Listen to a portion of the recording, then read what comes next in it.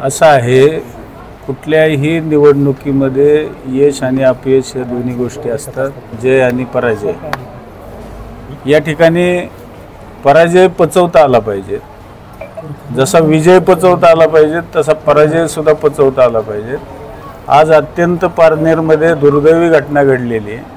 आमचे खंदे समर्थक ॲडव्होकेट राहुल जावरे यांच्या गाडीवरती हल्ला करून त्यांना बाहेर काढून त्यांना जीव मारण्याचा प्रयत्न त्या ठिकाणी घडला।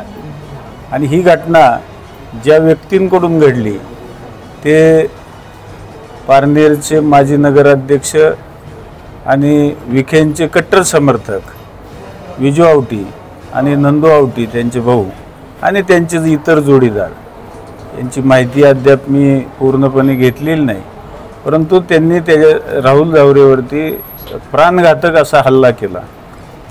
त्याचा श्वास काही सेकंद रोखला गेला, गळा दाबला, त्याच्यावरती चॉपरचे वार झाले।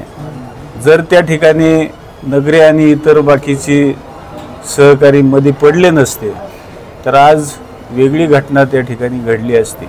आणि म्हणून माझी प्रशासनाला विनंती आहे की पोलीस खातं या जिल्ह्यामधलं कुणाच्या इशाऱ्यावरती चालतं। जर पालकमंत्र्यांचा अत्यंत कट्टर कार्यकर्ता हा जर हल्ले करत असेल तर त्याला संरक्षण हे दिलं गेलं नाही पाहिजे, त्याच्यावरती कठोरात कठोर कारवाई झाली पाहिजे।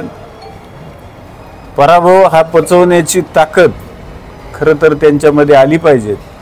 कालच प्रेसमध्ये मी स्पष्टपणे सांगितलं होतं की पराभव पचवण्याची सुद्धा हिंमत लागते, ती हिंमत खरं तर या कुटुंबाने दाखवली पाहिजे।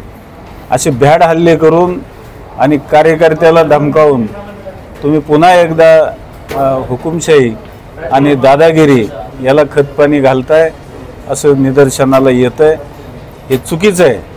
निश्चितच कार्यकर्त्याला आवर घालण्याचं काम नेत्यांनी करायचं असतं आणि ते जर केलं नाही तर इथून पुढच्या काळामध्ये अशा घटना वारंवार घडतील आणि त्याला जबाबदार हे निश्चितपणाने पराभव झालेलेच असतील, याची नोंद त्यांनी घ्यावी। अन्यथा याच्यामध्ये आम्हाला सुद्धा कठोरात कठोर पाऊल उचलावं लागेल। आणि निश्चितपणाने गृहमंत्र्यांना माझी विनंती